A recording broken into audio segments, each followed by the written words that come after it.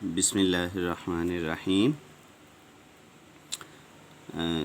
سورہ انفال کا الدرس الاول بے اور آیت نمبر 11 سے 13 یہ آج ہم پڑھیں گے۔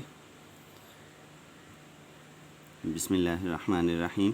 اذ یغشیکم النعاس آمنۃ منہ وینزل علیکم من السماء ماء لیطہرکم بہ ویذہب عنکم رجز الشیطان ولیربط علی قلوبکم ویثبت بہ الاقدام۔ اب اس میں مشکل الفاظ کے معنی ہیں، وہ میں آپ کو کچھ بتاؤں گا، میں نے اوپر لکھ بھی دیے ہیں۔ منہ اپنی طرف سے، وینزل نازل کیے، من السماء آسمان سے، لیطہرکم پاک کر دے، رجز الشیطانی شیطان کی نجاست، قلوبکم دل، اقدام قدم۔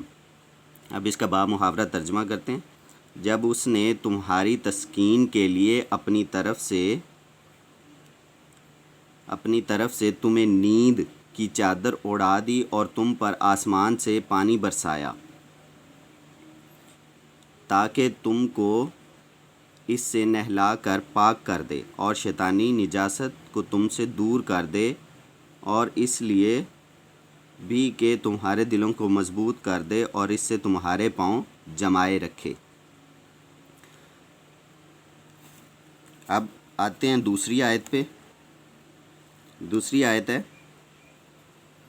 اذ یوحی ربک الی الملائکۃ انی معکم فثبتوا الذین آمنوا سألقی فی قلوب الذین کفروا الرعب فاضربوا فوق الاعناق واضربوا منہم کل بنان۔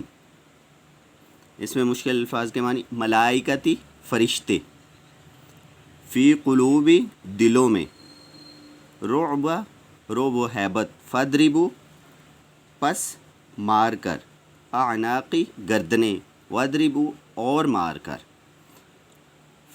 پس و اور، منہم کل بنان، ٹھیک ہے، بنان پور۔ اب اس کا با محاورہ ترجمہ ہے۔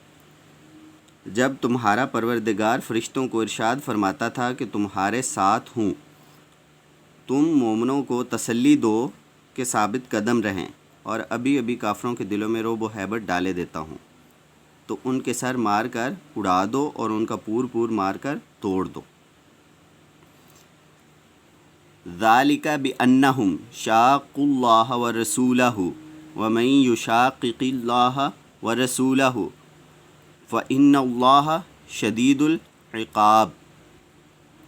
شاقوا مخالفت کی، اللہ و رسولہ اللہ اور اس کے رسول کی، انہوں نے اللہ اور اس کے رسول کی مخالفت کی۔ یشاقق اللہ ومن یشاقق اللہ، جو شخص مخالفت کرتا ہے اللہ اور اس کے رسول کی، شدید العقاب سخت عذاب۔ اب اس کا با محاورہ ترجمہ ہے۔ یہ سزا اس لیے دی گئی کہ انہوں نے اللہ اور اس کے رسول کی مخالفت کی، اور جو شخص خدا اور اس کے رسول کی مخالفت کرتا ہے تو خدا بھی سخت عذاب دینے والا ہے۔ تو یہ آج ہم نے 3 آیات کا ترجمہ کیا ہے۔ اس کے میں نے آپ کو میننگ بھی بتایا، اوپر بھی لکھ دیے ہیں، وہ آپ نے لکھ لینے ہیں، ان کو اچھے سے یاد کر لینا۔ یہ MCQs میں آپ کو معروضی حصے میں آپ کے کام آئیں گے، اور با محاورہ ترجمہ آپ نے اس کا یاد کرنا ہے۔ یہ 3 آیات آج کے لیے ہماری۔ آپ اس کو یاد کریں گے اچھے سے۔ یاد کرنے کے بعد جس طریقے سے پہلے ہم اس کو ہوم ورک کے طور پہ لکھتے تھے، کاپیز پہ لکھتے تھے، اسکول ورک ہوتا تھا یہ ہوم ورک، پہلے آپ نے اوپر والا لکھنا ہے الدرس الاول بے سورہ انفال، اس کی آیت نمبر وغیرہ ڈالنا ہے، ٹھیک ہے، ایسے ہی جیسے سیم اوپر لکھا ہوا ہے۔ اس کے بعد آپ نے اس کی آیت لکھنی عربی میں، ایسے ہی آیت لکھنے کے بعد اس کے نیچے اس کے مشکل الفاظ کے معنی لکھنے، جو جو آیت میں ہیں ان کو لکھنے کے بعد، الفاظ معنی لکھنے کے بعد نیچے اس کا بامحاورہ ترجمہ لکھنا ہے. پھر نیکسٹ پیج پہ دوسری آیت ایسے ہی لکھنی ہے. ایسے لکھنے کے بعد وہ آپ نے اپنا ہوم ورک کرنا ہے. پہلے آپ نے آیت لکھنی، اس کے مشکل الفاظ کے معنی لکھنے، نیچے اس کے نیچے ترجمہ لکھنا ہے اور اس کو اچھے سے یاد بھی کرنا ہے.